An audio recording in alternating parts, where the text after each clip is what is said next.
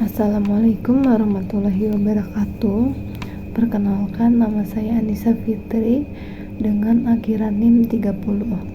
Jadi pada malam ini saya akan membahas tentang materi resepsi sastra. Jadi langsung aja masuk ke penjelasannya. Menurut Pradopo, yang dimaksud resepsi adalah ilmu keindahan yang didasarkan pada tanggapan-tanggapan pembaca terhadap karya sastra. Tanggapan pembaca dapat dinilai dari keberagaman keinginan.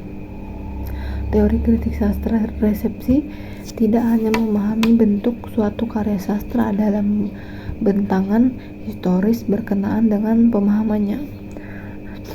Teori menuntut bahwa suatu karya individu menjadi bagian rangkaian karya lain untuk mengetahui arti dan kedudukan historisnya dalam konteks pengalaman. Dan menurut Pradopo mengemukakan bahwa penelitian resepsi dapat dilakukan dengan dua cara, yaitu secara sinkronis dan dikronis.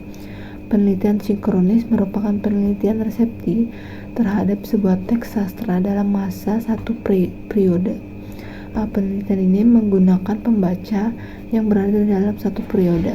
Sedangkan penelitian diakronis merupakan penelitian resepsi terhadap sebuah teks sastra yang menggunakan tanggapan-tanggapan pembaca pada setiap periode. Memahami sastra sebagai wahana komunikasi kritikus, sastra selalu mengundang dan menggoda pembaca. Hal ini didasari asumsi bahwa sastra adalah alat komunikasi. Adapun pengertian penelitian resepsi ini sinonim dengan mazhab Konstans yang meneruskan penelitian fenomenologi, strukturalisme Praha dan hermeneutika.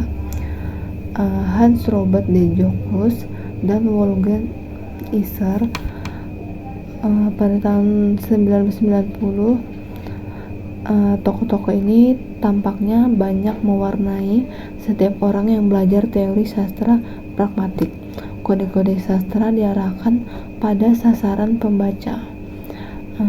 Isar mengajukan langkah menghubungkan antara pembaca dengan teks. Ada dua. Yang pertama, memilih teks dan menganalisis unsur teks. Kritikus mengisi kekosongan teks. Isar mengajukan langkah menghubungkan antara pembaca dengan teks, yaitu yang pertama memilih teks dan yang kedua menganalisis unsur teks. Dan berikutnya ada kritikus mengisi kekosongan teks.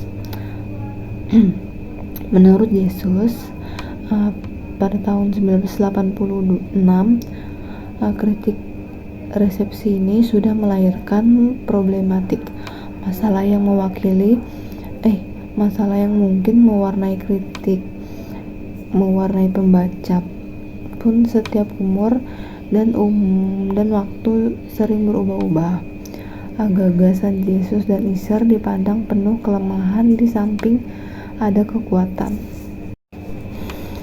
Zeus adalah tokoh utama dalam ilmu sastra yang menekankan peranan pembaca. Menurut Zeus, para penelitian sastra juga dalam aliran Marxis dan Vermolis melupakan atau menghilangkan yang terpenting dalam proses semiotik yang disebut kesusastraan, yaitu pembaca. Zeus memperkenalkan konsep horizon harapan dari Genmer yang menyatakan bahwa setiap pembaca mempunyai horizon harapan yang tercipta karena pembacanya yang lebih dahulu pengalamannya selaku manusia budaya. Fungsi efek nilai sebuah karya sastra untuk pembaca tertentu tergantung pada relasi struktur, ciri-ciri, dan unsur-unsur karya itu dengan horizon harapan pembaca. Dan adapun penerapan aspek sinkronis dan diakronis mengacu pada proses pengolahan tanggapan pembaca atas karya sastra yang dibacanya. Metode resepsi sastra mendasarkan diri pada teori bahwa karya sastra itu sejak terbit selalu mendapatkan tanggapan dari pembacanya. Penelitian resepsi dengan metode sinkronis adalah penelitian resepsi sastra yang menggunakan tanggapan pembaca sejaman. Artinya, pembaca yang digunakan sebagai responden berada dalam satu periode waktu.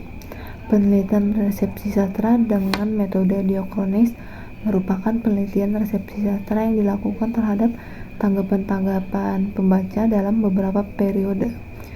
Tetapi periode waktu yang dimaksud masih berada dalam satu rentang waktu.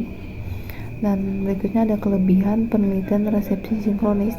Yang pertama, dari responden dapat ditentukan tanpa harus mencari artikel kritik sastranya terlebih dahulu.